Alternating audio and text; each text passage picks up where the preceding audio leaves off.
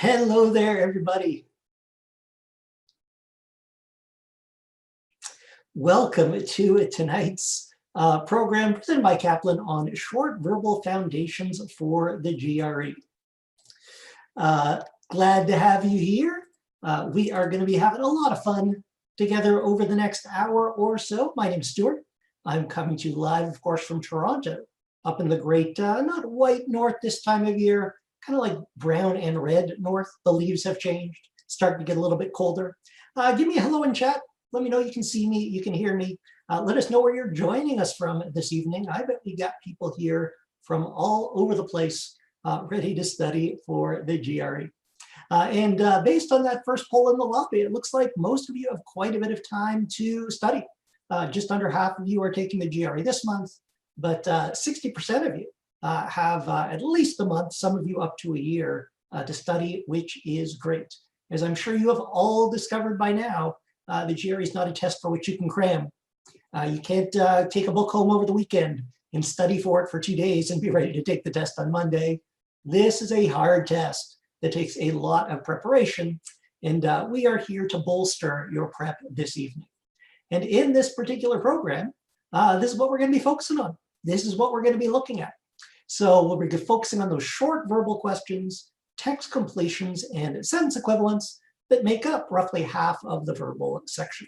So these are the questions that are going to have a huge impact on your score and that are really testing your vocab. And it's not testing your everyday vocab, because the words that we see on the GRE aren't the words that most of us use on a day-to-day basis.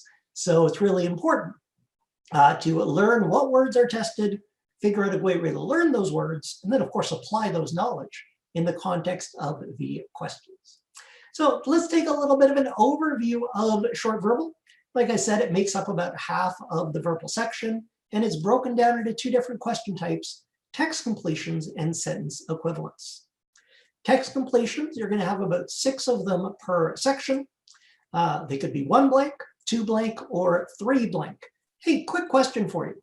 On the GRE, if a question has multiple answers, let's say there's 2 blanks or 3 blanks, if there's 3 blanks and you get 2 out of 3 correct, how does the GRE reward you if you get 2 out of the 3 blanks correct?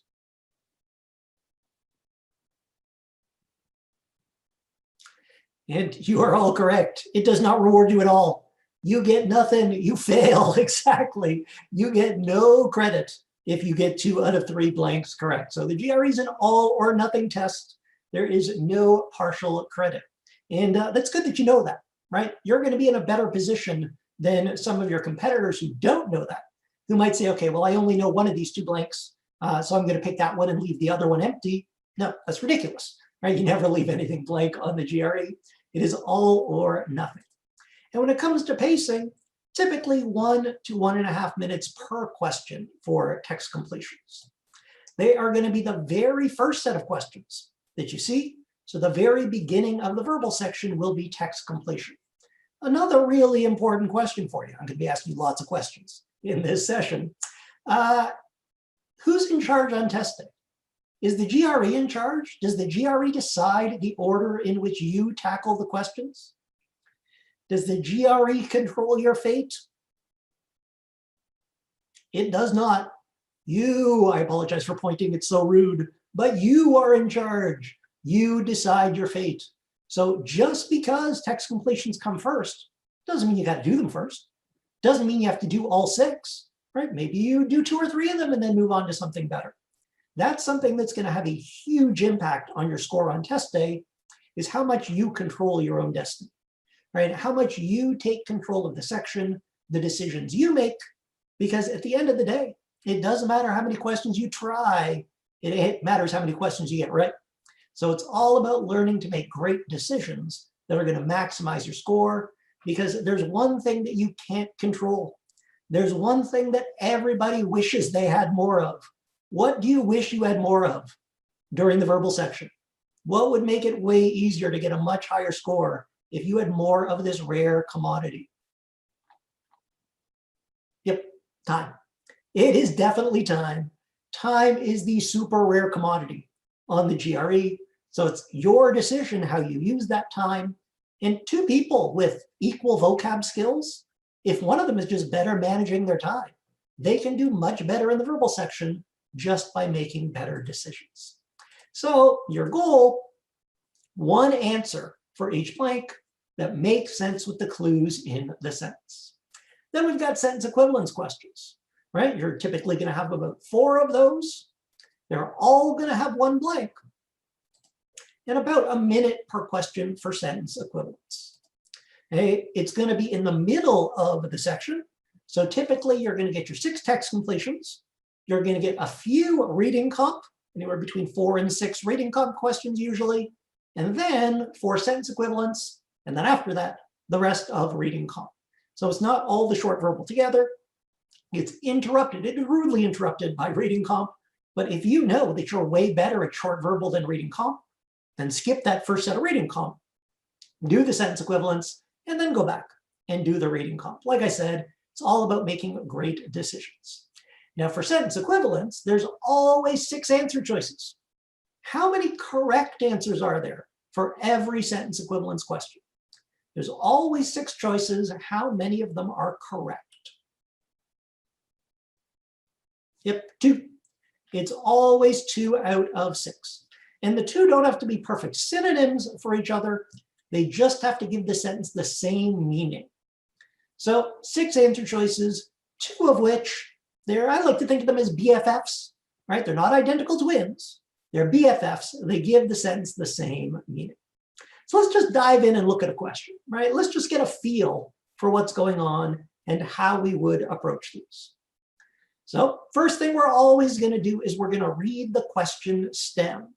So I'll give you a moment. Go ahead and read that question stem. And what we're looking for as we read is clues, right? So let me know, what are some of the words in this sentence that are going to help us predict what goes in that blank? That's what we're always looking for. We are always looking for clues.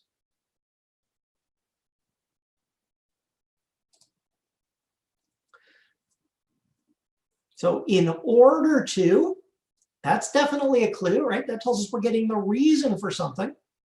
The doctor proceeded to blank the nutritious foods the young lady should add to her diet. So we're trying to restore somebody to health, right? We're blanking the nutritious foods that she should add to her diet. So let's make a prediction. And I do not want you to make a prediction in GRE vocab words, right? Don't make predictions using your GRE vocab. I always make predictions in my inner 8-year-old vocabulary, right? That is what I'm going to do. I'm going to use words that an 8-year-old would understand, because that makes it much more likely that I'm going to be able to add those to my, make a prediction that matches one of the choices. So what would the doctor proceed to do? I don't know, list the nutritious foods, state the nutritious foods, something like that. Just list, state, that's the kind of word that's going to fill in this blank. Recommend the nutritious foods, right? That would also be a great word for this particular thing. Provide, perfect, great prediction. So now it's just up to us to find the answer that matches our prediction. Let's get rid of the negative choices. Which of those choices are negative, right?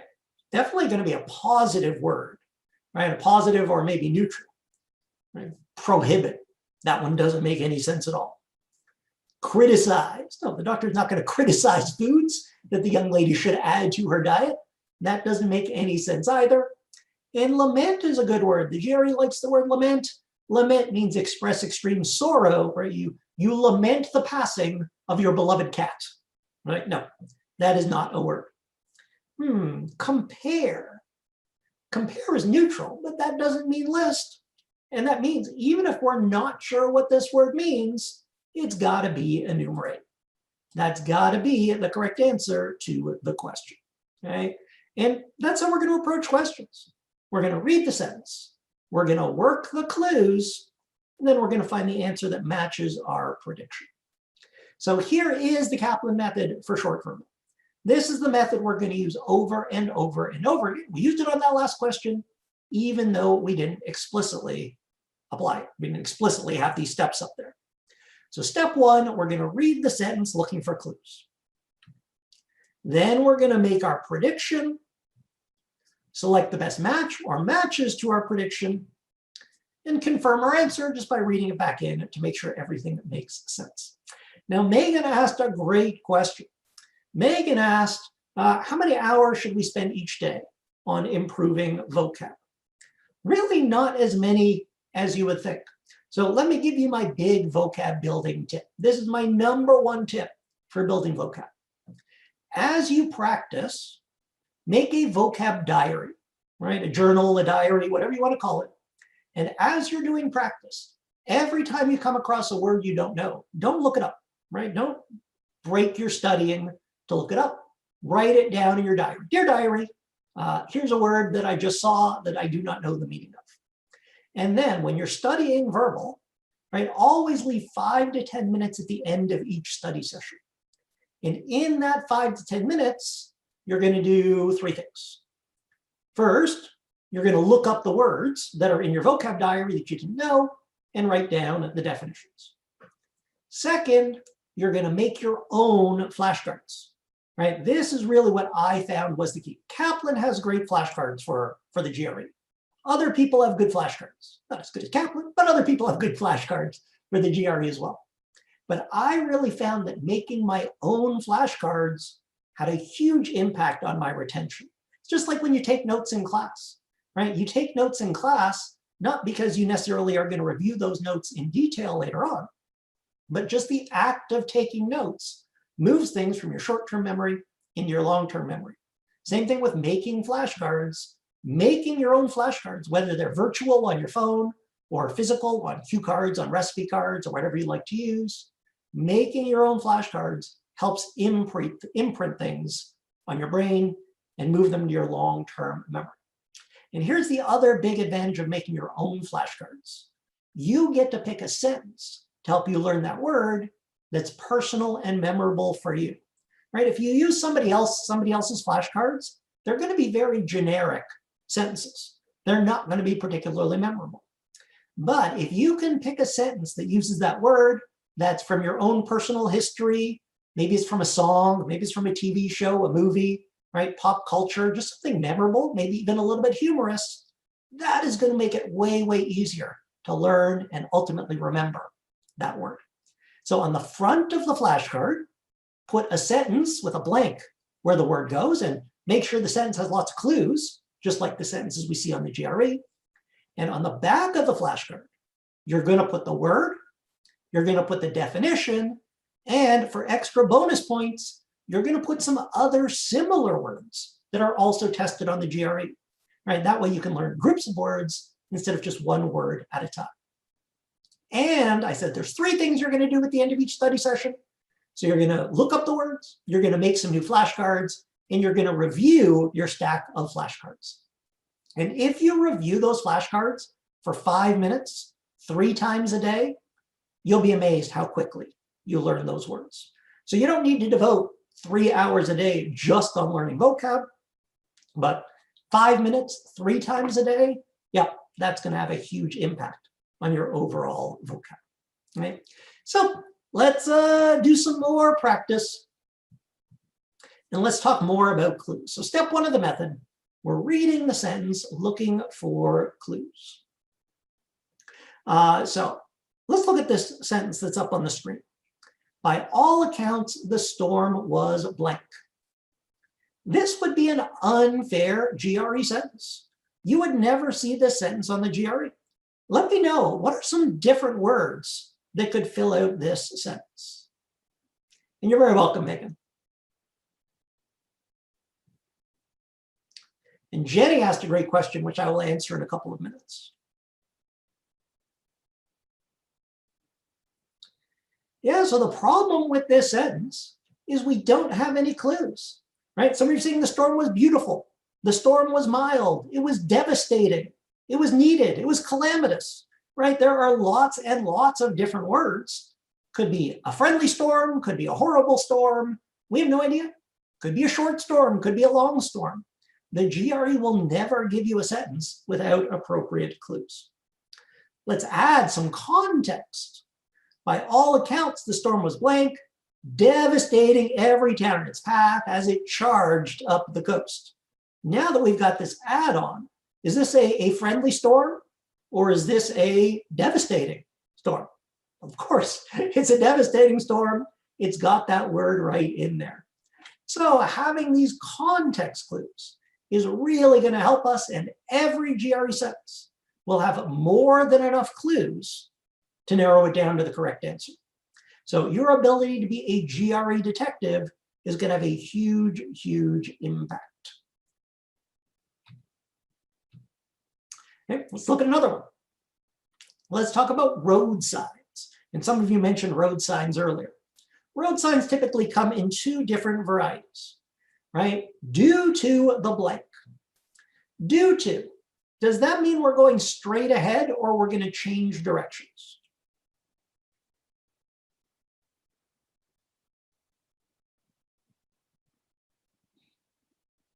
Yeah, that means we're getting the reason for something.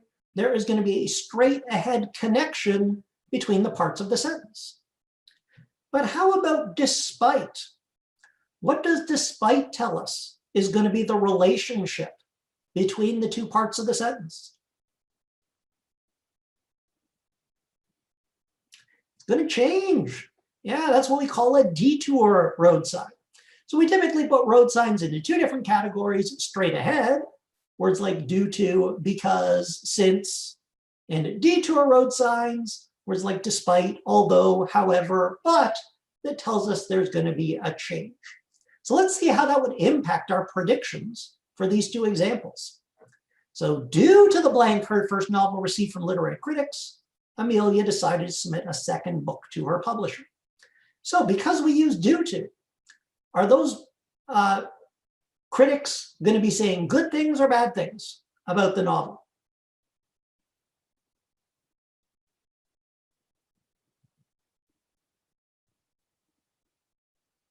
It's going to be positive. It's going to be good, right? So due to the positive reviews, due to the acclaim, due to the praise her first novel received from literary critics, she decided to submit a second book. But now we've changed that to despite. Despite the blank her first novel received, what's going to be true about this word? What kind of feedback did Amelia get in this second example? Yeah, negative, bad, right? Despite the bad reviews her first novel received. And you know what? Sometimes I even just predict in emojis, right? Despite the sad face her first novel received from literary critics, it is going to be some kind of negative word, right? Despite the lambasting her first novel received, despite the, the criticism, you can even predict using words that are already in the sentence, because sometimes that's the easiest way to make your prediction. Now, I want to go back to Jenny's question, because Jenny asked a great question earlier. Jenny asked, what would you do if I didn't understand the question and couldn't find the clues? As quickly as humanly possible, I would move on to the next question, right? That's true in the quant section. It's true in the verbal section. Whenever you see a question and your first reaction is, you should move on to the next question. You should not waste any more time on that particular question. And then if I finished every other question in the section, I would go back, I would use whatever clues I could, right? And maybe just eliminate what answers I could and make a guess.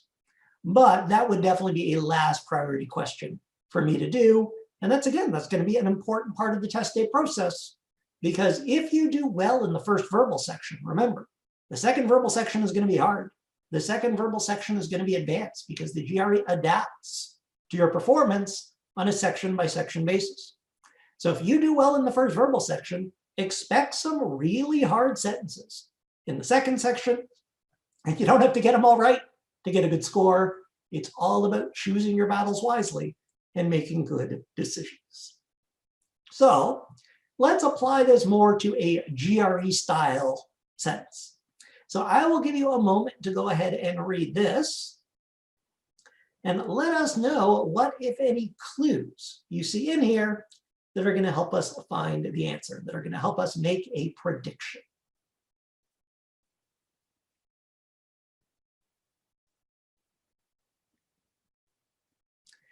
And the big road sign we have here is actually a punctuation mark. It's actually that semicolon. A semicolon by itself is a straight ahead road sign. A semicolon with a contrast word after it, like but, however, or although, all of a sudden now it's a detour. But here we don't have any of those words after it, so it's just straight ahead. That means that somehow the two parts of the sentence are equivalent. So let's take a look at the second part to help us predict the first part. He insisted that allowing patrons increased time would encourage more shopping and dining out at local establishments. So extending parking time will encourage shopping and dining. So let's make a prediction. What's that going to do to the local economy? And again, you don't have to predict in GRE words. Just predict in words that make sense to you, or even in emojis if you want. Nice. It's going to boost the local economy, right? It's going to help the local economy. It's going to happy face the local economy, right? It's all about making a prediction in a word that makes sense to you. And then if we look at the actual choices, right? Go ahead. Let us know in chat which of these words matches our prediction.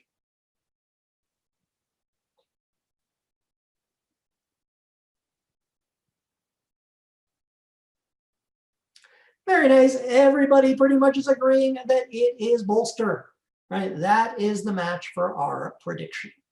So that's how we're going to do it. That's how we're going to apply the method. Let's read that back in, right? The mayor argued that extending the city's parking time limit from 2 to 4 hours would bolster the economy.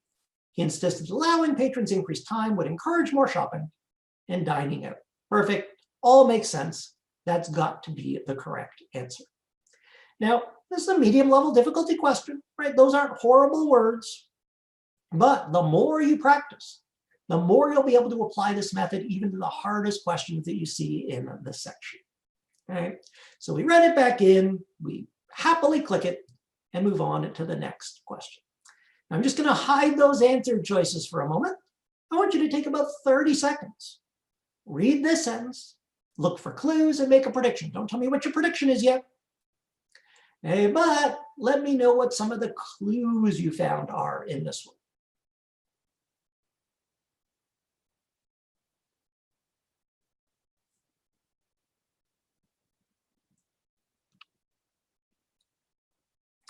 Nice, despite.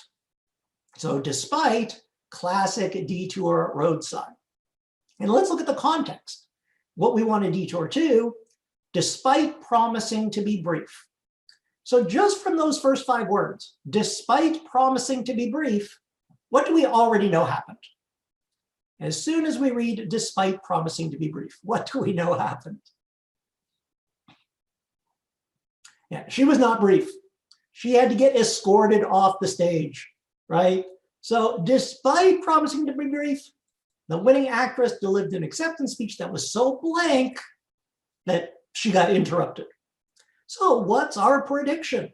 I see some of you already coming with great predictions. Yeah, so long, right? Let's just make a nice simple word. Long is never going to be the answer on the GRE, but we keep our predictions simple and then we match them to the choices. Now, I'm sure you've noticed we got a whole bunch of polls, right? So here's what we're going to do. I don't want you to put the answer to this question into chat because we want to give everybody a chance to play along. Instead, we're going to open up a poll. And I want you to vote in the poll for the one that matches our prediction of long, lengthy, whatever you want to call it. So here you go. Here is the list. Let us know in the poll which of these is the correct answer.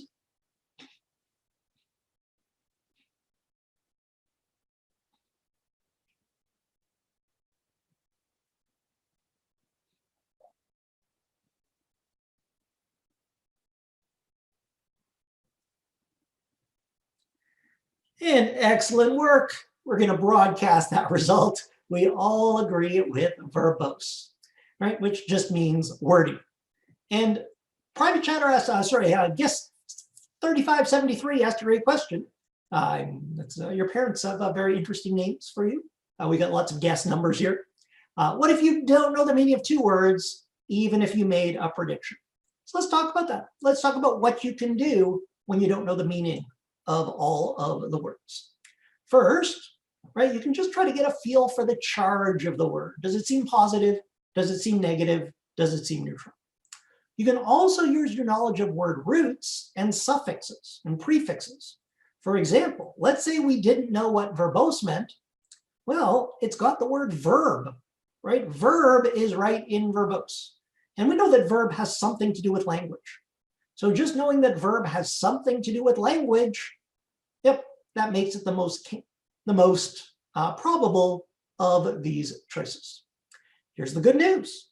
The more you practice, the more you make those flashcards we were talking about earlier, the less likely it is you're going to come across a completely unknown word on test day. Might be a specific word you haven't seen before, but you'll have seen similar words. You'll recognize the root, the prefix, the suffix that will help you make a good educated guess on that question. So very nice job on question number 3. Now we're going to give you one to do completely on your own. This is how our classrooms work here at Kaplan, right? We review some theory together, then we do some practice together, and then we let you perform on your own and apply what we've been talking about so far. So question number 4, I'm going to give you about a minute to do this one on your own. No answers in chat, please. We'll open up another poll so you can vote in the poll. We are going to give you about 1 minute for question number 4. Have fun, everybody.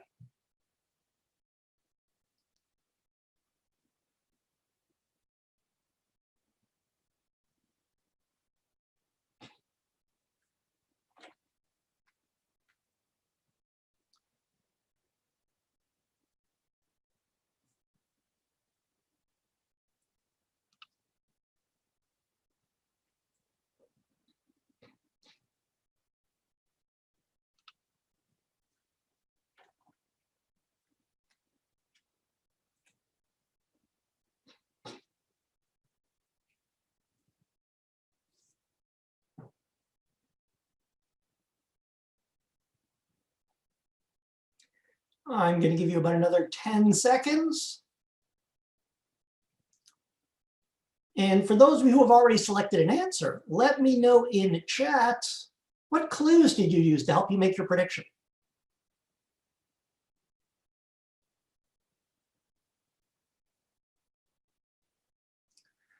So while, that's an important word. So while fielding complaints from numerous disgruntled customers. I've always found that that was a weird word, disgruntled. Disgruntled means upset, unhappy, but I've never heard of anybody being gruntled. I don't know why. You can be disgruntled, but you can't be gruntled. But okay, so complaints from unhappy customers. The desk clerk remained surprisingly, hey, that's a really big clue, right? Surprisingly is a big detour road sign and handled each issue with a calm and friendly demeanor. So let's think, right? What would we expect the clerk's demeanor to be, right, if people were complaining at the clerk all day long? What would we expect the clerk's demeanor to be? Upset, yep, upset, unhappy, something like that, but remain surprisingly blank, so it's got to be the opposite. So remain surprisingly calm, right? We can just use remain surprisingly calm and friendly. There's absolutely nothing wrong with borrowing words from the sentence as appropriate. And then, and almost 90% of you agreed, the word that matches that is imperturbable, right? Imperturbable means like undisturbable, means unbotherable, really means calm and not bothered by anything. If you're imperturbable, nothing bothers you at all, and that's the perfect match for this sentence. If there's other words on this list you don't know, I'm not going to tell you what they mean. I'm going to tell you, write them down in your vocab diary, and at the end of this class, look up those words, make flashcards, and review all of your flashcards that you've ever made for vocab. And if you're just starting your diary today, that's not going to be a big list of flashcards, but it'll grow over time. So very nice job on question number 4. Now, so far, all the questions we've been looking at have had only one blank. But as we know, that is not always the case. Sometimes there's going to be 2 or 3 blanks. So the method is just going to change a little bit. right? When we predict, we're going to start our prediction with a blank that we find easiest. Might be different for different people. Some of you might disagree if you look at a sentence what the easiest blank is to predict. Doesn't matter what other people think. All that matters is it's easy for you to make a prediction. As always, you're in charge. Just because there's 3 blanks doesn't mean you have to start with blank number 1. We want to start with whatever's going to make our life as easy as possible. Okay? Then we read all the answers back to make sure that they don't just make sense in the vacuum of that one blank, but they all make sense with the sentence together. Let's look at one of these together, then we'll give you one to do on your own. So here we go. We've got a 2-blanker, and we're going to open up 2 polls for you. If you figure out the answer before the rest of us do, that's perfectly okay, although I'm going to temporarily hide those choices because I don't want you to be distracted. But go ahead and read the sentence and let us know what clues you find. What are the clues in there that are going to help us predict a blank?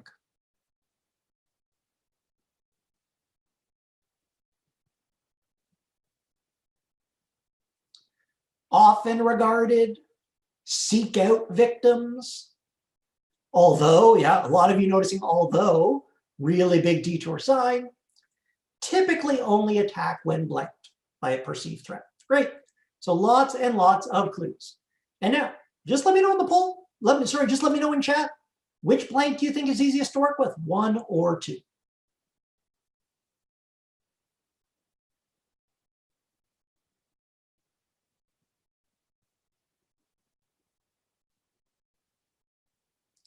Okay, so we got a lot of votes coming in for blank number 1. Some of you are saying 2. That's perfectly okay. You are not bound by what other people think, but a lot of the early results are for blank number 1, so let's think about this. So they're often regarded as blank insects that seek out victims to sting. What are your predictions?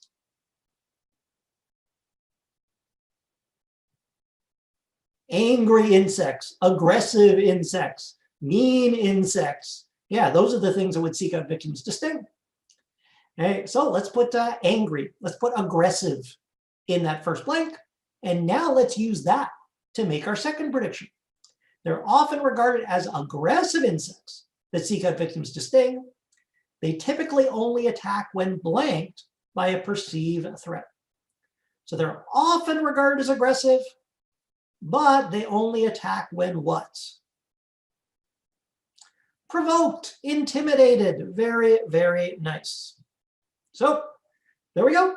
We've actually got matches already for our words. We got lucky, right? Sometimes the vocab won't be hard. Sometimes it'll be the sense that's a little bit tricky.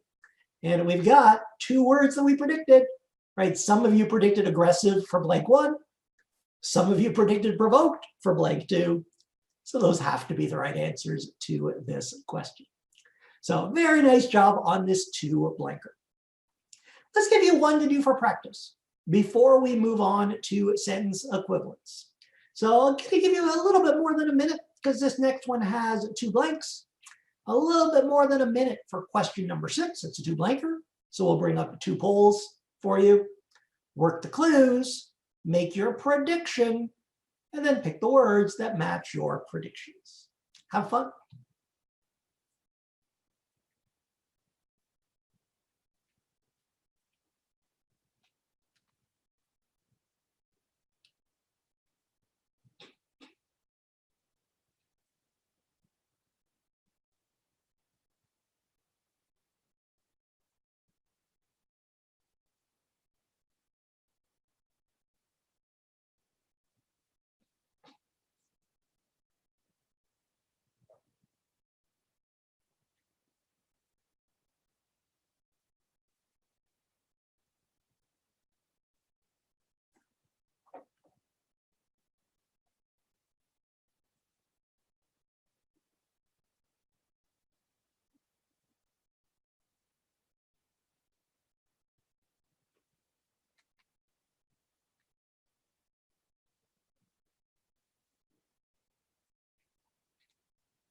And I'm going to give you another 10 seconds or so.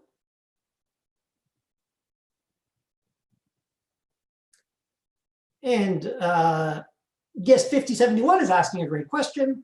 Yeah, if there aren't any detour, by default, it's straight ahead. So things like commas, right? Words like that without detour road signs are straight ahead road signs. Yep. Okay, so let's talk about this one. So Olivia's opinion of her own abilities was so blank that she regarded herself as an expert. So what were your predictions for the first? Blank. Her opinion of her abilities was so blank that she regarded herself as an expert and dismissed everybody else. Yeah, it was so huge, right? Was so positive, was so big, right? Yep, those are all really good predictions. And then for blank 2, she dismissed all of the other students in her class as near. What were your predictions for blank number 2?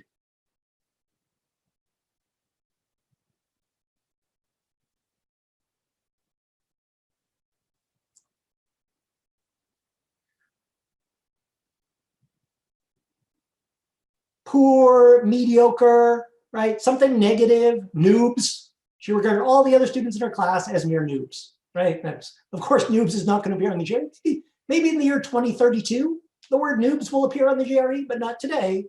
But yeah, and then the words that match our prediction, as most of you voted in the poll, are inflated and amateurs. Oh, there we go. Very nice work on doing one all on your own. Now, there's another question that I'm just going to skip over because I want to make sure we have time for sentence equivalence. So I'm just going to rapid fire move through question number 7. And let's talk about sentence equivalence questions. So as we said in sentence equivalence, there's always one blank. Sorry, there's always one blank, 6 answer choices, and 2 correct answers. So the method for sentence equivalence is going to be very similar to text completions. We're going to read through the sentence looking for clues. We're going to make one prediction in our inner 8-year-old vocabulary. And then we're going to find the 2 words that give the sentence the same meaning, right? Make sure the answers are BFFs. Don't have to be identical twins, but they got to be BFFs. They've got to give the sentence the same meaning when you put them back into the sentence. So let's do one of these together. We're using the exact same skills. It's just the answer choosing that's a little bit different for these. So let's take a look at number 8 and let me make those answers disappear. So take a moment, read the sentence, and let us know what clues you find in this sentence.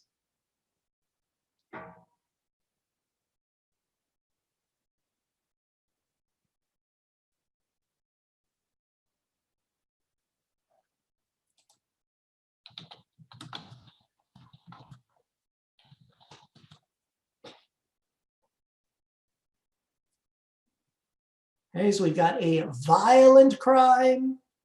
He said he would only feel comfortable if he knew he would remain anonymous. So it's a violent crime. Clearly the witness is nervous.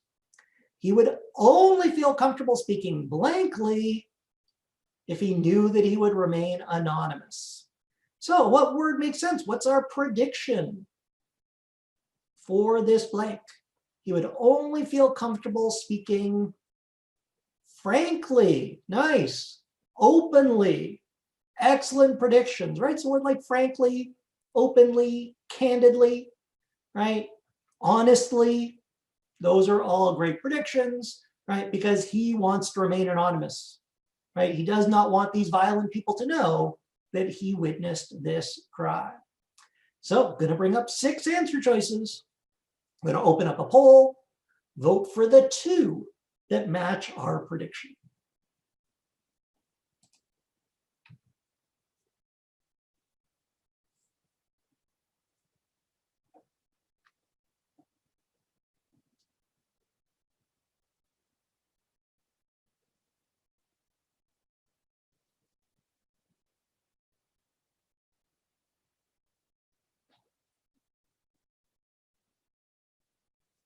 Okay, so let's talk about these choices. And now here we got a little bit lucky, right? Because we made a lot of predictions together as a class, and 2 of them did show up among the answers, right? And that is candidly and frankly. But let's talk about some of these other answers and make sure we understand why they're wrong. The sentence equivalents, there's some common traps, right? Could someone speak concisely? Does that make sense? He spoke concisely.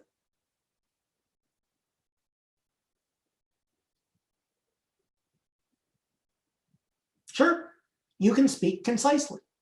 But here's an important thing to remember. Ignoring the fact for a moment that it doesn't match our prediction, concisely doesn't have a BFF, right? That's what's really important to remember. You can only pick an answer choice for sentence equivalence if it's got a BFF. So if it's a loner, sorry loner, we don't want anything to do with you, right? Nope, if you're a loner, if you do not have a BFF, we are not going to select you for a sentence equivalence question. So that's really important to remember. There might be words that sort of fit, but not really, because there's only going to be 2 words that really fit. But if they don't have a BFF, you can automatically eliminate those choices, right? Same thing, zealously. If you speak zealously, you speak with a lot of passion. Somebody could speak zealously, but there's no other word there that has a similar meaning. So make sure you don't get sucked into picking words that sound kind of good, but don't actually have a buddy. So that's what we need to make sure. The 2 words we pick give the sentence the same meaning, right? And they make sense in the context of the clues provided. Let's give you one of these to try completely on your own. So question number 9, going to bring up a poll, right? Vote for the 2 words in the poll that give the sentence a similar meaning.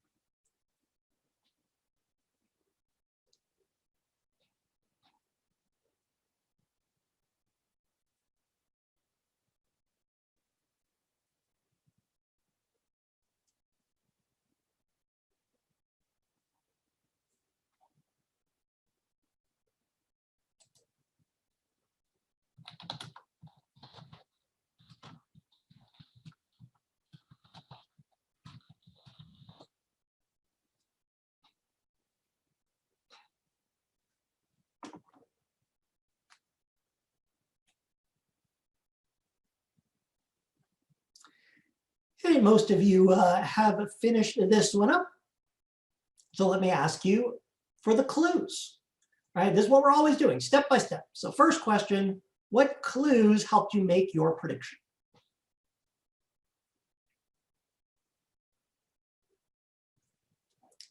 Although, yep, so they start us off with the detour. So we already know there's somewhere going to be a break in the sentence, like the comma that we've got there. And we knew that comma was coming because of the although. And we know what goes before the comma is somehow going to be the opposite of what comes after. So privately, the manager was warm-hearted and friendly, but publicly, he's got the reputation as a blank taskmaster. Now, we want to be really careful, right? We want to be careful not to use phrases that we commonly hear, but don't make sense. So you might have heard the phrase, right? My boss is a stern taskmaster. And you might be tempted to predict something like stern just because that's a phrase you've heard before. But is stern the opposite of warm-hearted and friendly? It's not, right? So it's really, really important to work those clues. So what would be the opposite of warm-hearted and friendly, right? Don't predict with the answer choices. Predict in your own inner 8-year-old vocabulary. What would be the opposite of warm-hearted and friendly?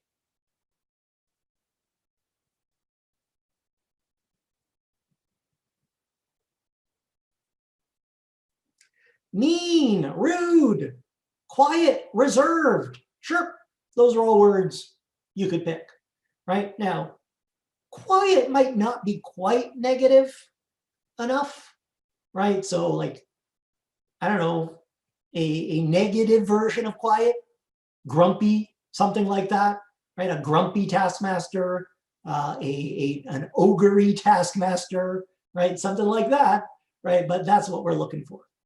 And Most of you picked the 2 right answers, right? The pair that both match our prediction, which are irritable and cantankerous. Very possible that you had not heard the word cantankerous before doing this question, but you probably do know these other words. And this will happen sometimes. Okay, irritable, irritation. Yeah, I know at least the root of that word. That's a good match. But really not sure which other word matches. But you know what? Occasional. That doesn't mean grumpy. Foolish. That's not the opposite of warm-hearted and friendly, right? If it had said, although privately a wise individual, maybe foolish would have been the opposite for wise.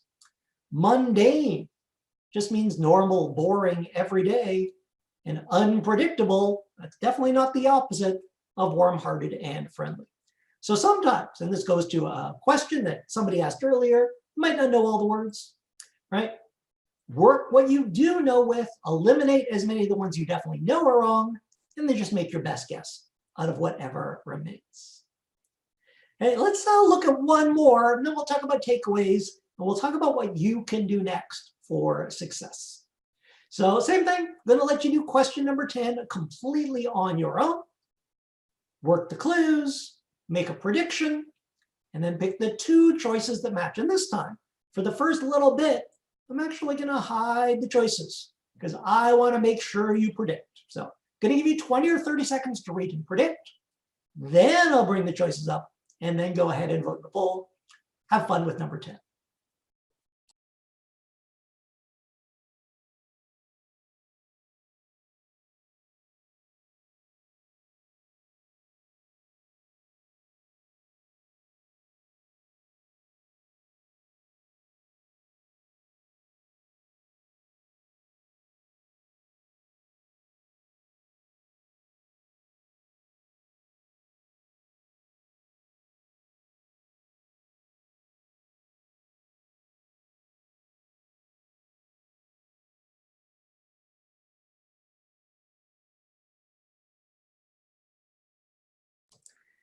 And there you go. There's your choices. I see lots of great predictions.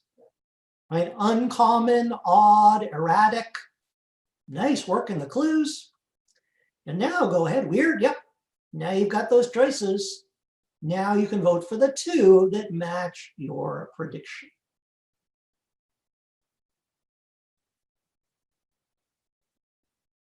Very nice job working those clues.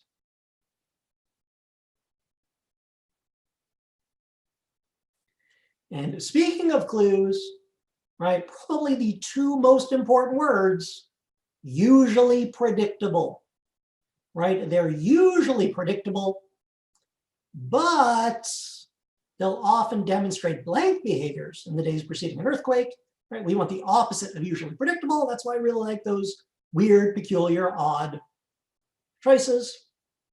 And looking at the poll, we're going to broadcast the results. Peculiar, right, is a runaway. So everybody has identified peculiar as matching, but both A and E, right, are neck and neck. A and E both have quite a few votes for the second right answer. So when you're stuck between 2, there's a couple of great questions to ask yourself. First, let's start with random. Hey, you really like peculiar. Does random mean unusual? Does random mean the same thing as peculiar?